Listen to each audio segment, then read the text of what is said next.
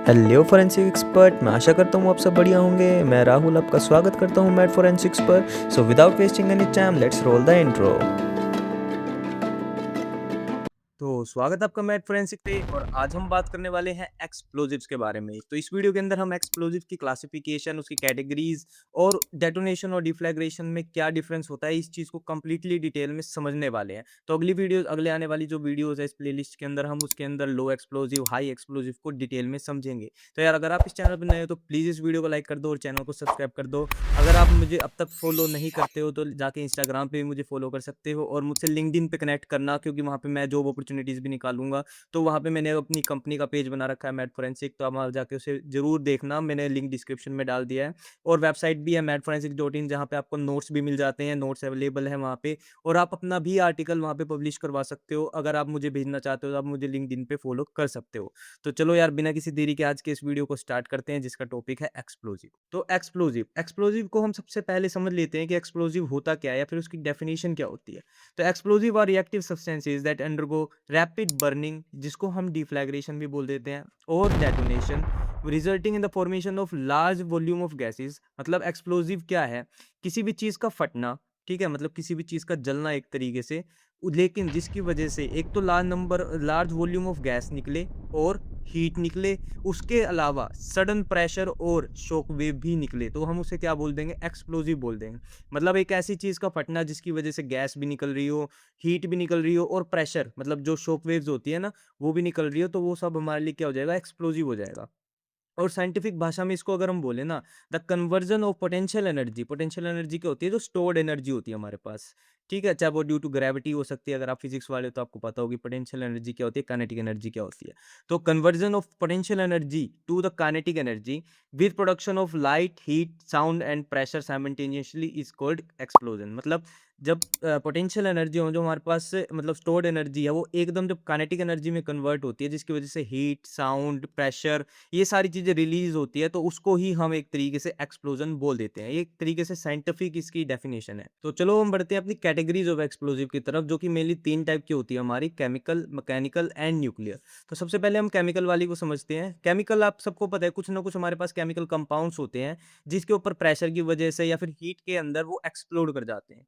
जैसे दी आप इसकी डेफिनेशन भी पढ़ सकते हो: आर कंपाउंड्स और mixture of compounds that react to produce large volume of rapidly expanding gases as well as energy in form of heat, light and shock wave. ये तो हमारे नॉर्मल एक्सप्लोजिव की मतलब एक तरीके से डेफिनेशन है, बस उसमें क्या है, केमिकल कंपाउंड ऐड हो जाता है, या फिर उसका मिक्सचर भी हो सकता है। जैसे कि टीएनटी हो सकता है, एचएमएक्स हो सकता है, एएनएको हो सकता है। ये सारे के सारे क्या है, हमारे पास कुछ केमिकल कंपाउंड्स होते हैं। अब इसमें लेडाजाइड भी आ जाएगा। ये सारे के सारे हमारे पास क्या है, केमिकल कंपाउंड्स है, जो कि फट जाते हैं, चाहे वो उसके ऊपर प्रेशर की वजह से फटे, चाहे वो हीट की वजह से फट जाए, चाहे वो फ्रिक्शन की वजह से फट जाए, चाहे वो किसी भी वजह से एक्सप्लोड कर सकते हैं।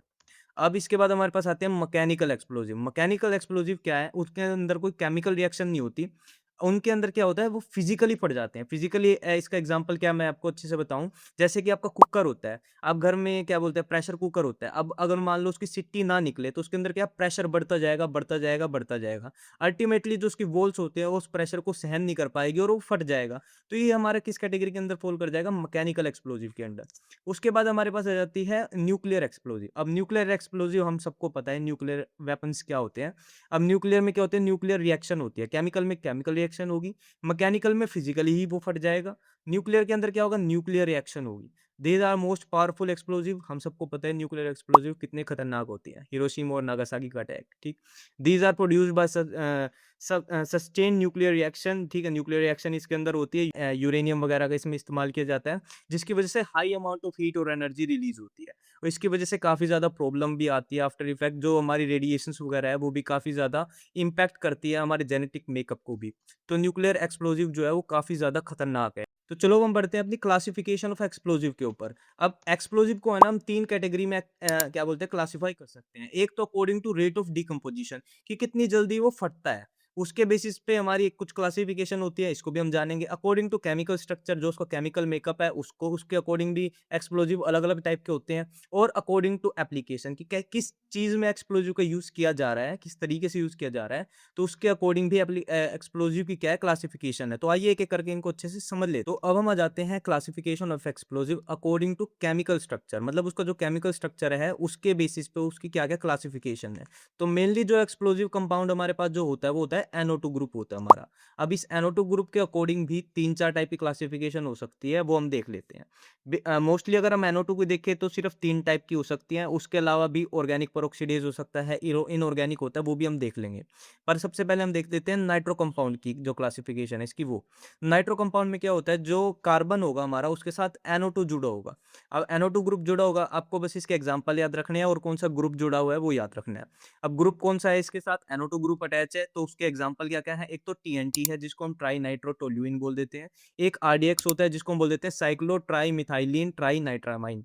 ये आपको नाम याद करने पड़ेंगे, वैसे भी लंबे-लंबे से नाम तो है लेकिन याद हो जाएँगे। और इसका एक और एग्जांपल हो सकता है PETN जिसको हम बोल देते हैं पेंट्रा एरिथ्रोल टेट्रानाइट्रेट। तो ये इसके कुछ एग्जांपल्स होते हैं जो कि नाइट्रो कंपाउंड्स के अंदर फ़ॉल करते हैं। तो इसके बाद हमारे पास अगली जो ग्रुप क्लासिफिकेशन आती है वो होती है नाइट्रेट एस्टर आती है। नाइट्रेट एस्टर में कौन-सा ग्रुप जुड़ा होता है, ONO2 ग्रुप लगा होता है। अब इसके कुछ एग्जांपल है जैसे कि नाइट्रोग्लिसरीन है, नाइट्रोग्लाइकोल है, नाइट्रोसेल्यूलोज़ है। आपको बस यही याद रखना है कि कौन-सा ग्रुप है और क्या-क्या इसके एग्जांपल्स हैं। इसके बाद कुछ नाइट्रामाइन्स होते हैं, नाइट्रामाइन्स का ग्रुप क्या होता है, NNO2 ग्रुप होता है। अब NNO2 ग्रुप के एग्जांपल क्या है, RDX और HMX। अब RDX के अंदर दोनों होते हैं, नाइट्रो कंपाउंड भी होते हैं और नाइट्रामाइन्स भी होते हैं। अब अकॉर्डिंग टू केमिकल स्ट्रक्चर ही कुछ और क्लासिफिकेशन आती है, जैसे कि ऑर्गेनिक पेरोक्सिडेज होती है, पेरोक्साइड्स होती है, जिसमें जो हमारा ग्रुप होता है वो कौन-सा होता है, OO बॉन्डेज होती है, मतलब OO बॉन्ड होता है उसके अंदर।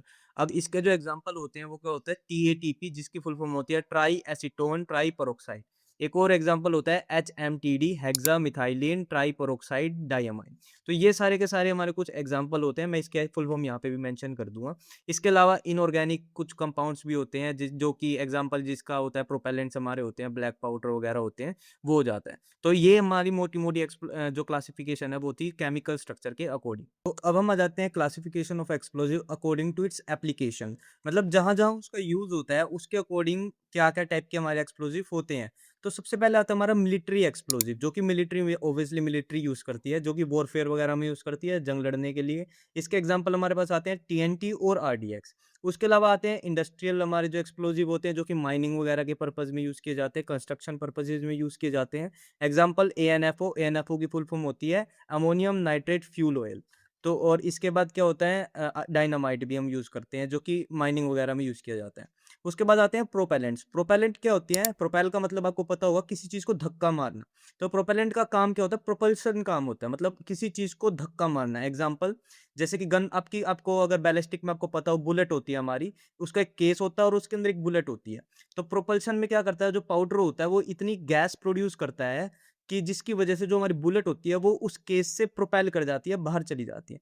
तो प्रोपल्शन या प्रोपेलेंट क्या काम करते हैं? धक्का मारने का काम करते हैं, एक तरीके से प्रोपेल करने का काम करते हैं। इसका एग्जांपल गन पाउडर है ऑब्वियसली। पायरोथेनिक्स आते हैं। पायरोथेनिक्स क्या होते हैं? फायरवर्क, जो कि मतलब पटाखे वगैरह आप यूज़ करते हो, विजुअल इफेक्ट के लिए इसे यूज़ किया जाता है। मतलब कि विजुअली बहुत अच्छा लगता है, रंग-बिरंगे कलर्स वगैरह के लिए। तो ऑब्वियसली पायरोथेनिक्स हमारे लिए क्या हो जाएँगे? विजुअल इफेक्ट के लिए यूज़ होते हैं। इसके एग्जांपल फायरवर्क्स होते हैं। इसके बाद हमारे पास आते हैं इम्प्रोवाइज़्ड डिवाइसेज़, आईईडीज़। ये बहुत ज़्यादा इंपॉर्टेंट है और इसकी पूरी अलग वीडियो बनेगी आईडीज़ के ऊपर। तो आईडीज़ होते हैं इल्लीगल डिवाइसेज़, मतलब जो कि क्या बोलते हैं इसे, जुगाड़ नहीं कर देते कि भाई ये चीज़ पड़ी है मेरे पास, ये चीज़ पड़ी है, इसको जोड़-फोड़ के हमने क्या बना दिया, बम बना दिया।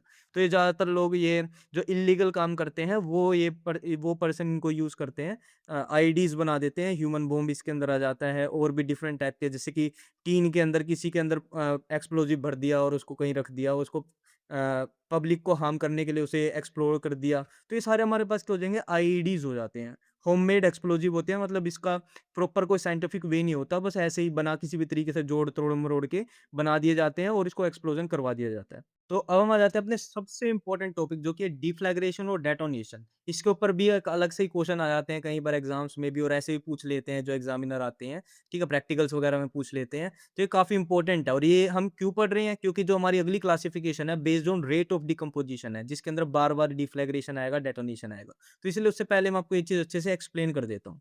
तो डिफ्लैग्रेशन कमज़ोर होता है थोड़ा-सा डेटोनेशन के मुकाबले में, ठीक है? ये चीज़ क्लियर है। अब हम बढ़ते हैं कैसे क्या-क्या इनमें डिफरेंस होता है। प्रोपोगेशन मैकेनिज्म कि प्रोपोगेशन मैकेनिज्म क्या है? डिफ्लैग्रेशन और डेटोनेशन होते क्या हैं? दोनों ही एक तरीके से जलना होते हैं। लेकिन जो डिफ्लैग्रेशन है वो थोड़ा-सा स्लो जलता है। डेटोनेशन क्या होता है? एकदम जल जाता है, ब्लास्ट कर जाता है। तो इन दोनों में यही फ़र्क है मोस्टली। तो प्रोपोगेशन मैकेनिज्म मतलब ही अब जलेगी कोई चीज़ तो उसमें हीट भी ट्रांसफ़र होगी। तो वो कैसे होती है? अब हीट ट्रांसफ़र इसमें कैसे होती है डिफ्लैग्रेशन के अंदर? लेयर बाय लेयर होती है। लेयर बाय लेयर मतलब एक लेयर है, दूसरी लेयर है, तीसरी लेयर है। तो पहले यहाँ हीट जाएगी, फिर दूसरी पे जाएगी, फिर तीसरी पे जाएगी। तो ये होता है हमारा डिफ्लैग्रेशन। अब यहाँ पे डेटोनेशन में इसका वो बहुत ज़्यादा बड़े लेवल पे होता है। ये क्या होता है? शॉक वेव ट्रांसफ़र करती है। मतलब यहाँ पे अगर लेयर 3-4 भी है ना, तो एक शॉक जाएगा तो पूरी लेयर्स को एक तरीके से इग्नाइट कर देगा। तो ये हमारे लिए डेटोनेशन हो जाती है। स्पीड ऑफ रिएक्शन मतलब फ्रंट का क्या मतलब होता है? जो हमारी शॉक वेव होती है ना, मैं आपको स्क्रीन पे दिखा दूँगा, सर्कल के रूप में जाती है।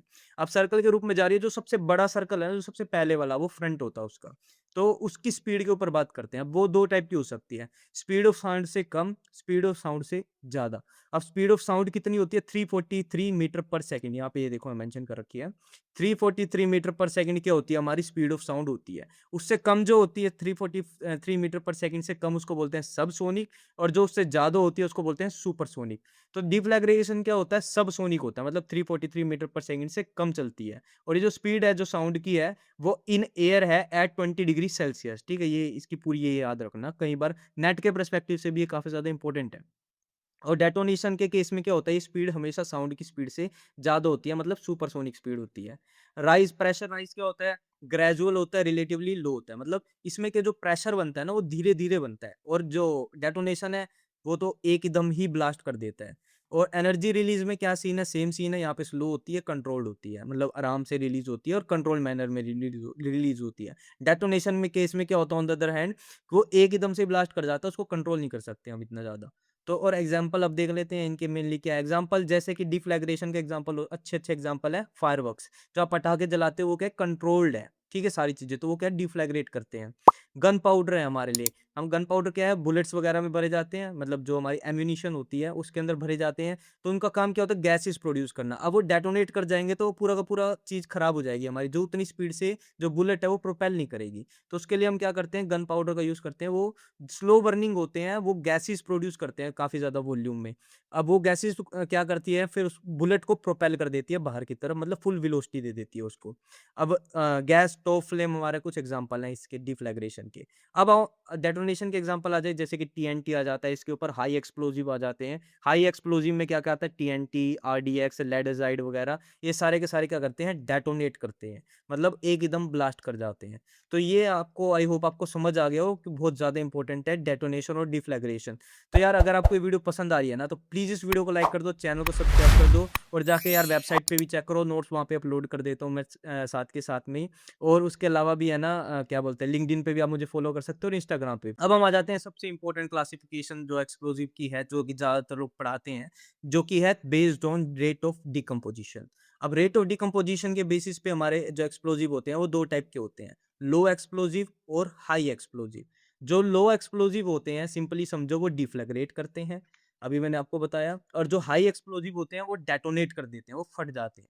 तो लो एक्सप्लोसिव की जो फर्दर आगे क्लासिफिकेशन है वो आती है पायरोथेनिक्स और प्रोपेलेंट। अब ये जो पायरोथेनिक्स है ये मैंने आपको पहले ही बता दिया कि पटाखे होते हैं, फायरवर्क्स होते हैं। अब प्रोपेलेंट क्या होता है मैंने आपको ये भी बता दिया, जो गन वगैरह में यूज़ किए जाते हैं, जो कि प्रोपेल करने के काम आते हैं, वो प्रोपेलेंट्स होते हैं। अब इसके बाद हमारे पास आते हैं हाई एक्सप्लोसिव। हाई एक्सप्लोसिव क्या होते हैं? 2 टाइप के होते हैं फर्दर, प्राइमरी और सेकेंडरी। प्राइमरी एक्सप्लोसिव क्या होते हैं? बहुत ज़्यादा सेंसिटिव होते हैं। तो वो क्या करेंगे? थोड़े से प्रेशर के साथ, फ्रिक्शन के साथ, हीट के साथ डेटोनेट कर जाते हैं। फिर वो डेटोनेट करने के बाद जो हमारी सेकेंडरी एक्सप्लोसिव होती है, उनको इग्नाइट कर देते हैं, क्योंकि सेकेंडरी जो एक्सप्लोसिव होते हैं, वो थोड़े से लेस सेंसिटिव होते हैं, ताकि उनको सेफली ट्रांसपोर्ट किया जा सके। अब प्राइमरी एक्सप्लोजिव के कुछ एग्जांपल होते हैं जैसे कि lead azide, lead styphnate, mercury फुल्मिनेट और टी एचएमटीडी, उसके अलावा टीएटीपी, ये कुछ एग्जांपल होते हैं इसके। सेकेंडरी एक्सप्लोजिव फर्दर 2 टाइप में 2 क्लासिफिकेशन में बँटा हुआ है, जैसे कि एक बूस्टर होता है और एक मेन चार्ज होता है। बूस्टर क्या करता है, जो मेन चार्ज होता है उसको बूस्ट मतलब जल्दी से इग्निशन में हेल्प करता है। फॉर एग्जांपल बूस्टर के पीटीएन होता है, टेट्राइल होता है। अब मेन चार्ज के कुछ एग्जांपल आप सबको पता है, ये तो बहुत कॉमन है, आरडीएक्स होता है, एचएमएक्स होता है, टीएनटी होता है, डायनामाइट, वाटर जेल इमल्शन, एएनएफओ, ये सारे के सारे कुछ इसके एग्जांपल्स होते हैं। अब जो हमारी अगली वीडियो आने वाली है ना, उसमें मैं आपको लो एक्सप्लोजिव एक्सप्लेन एक्सप्लेन कर दूँगा, उससे अगली वीडियो के अंदर हाई एक्सप्लोजिव एक्सप्लेन कर दूँगा और उससे अगली में आईईडीज़ अच्छे से एक्सप्लेन कर दूँगा। तो अगर आपको ये वीडियो पसंद आई है तो यार प्लीज़ इस वीडियो को लाइक कर दो, चैनल को सब्सक्राइब कर दो और इस वीडियो को शेयर कर दो अपने दोस्तों के साथ ताकि वो भी कुछ पढ़ सकें। और अगर आपको ये वीडियो पसंद आई हो तो आरिगातो गोजाइमास। थैंक यू, मिलते हैं आपसे अगली वीडियो के अंदर।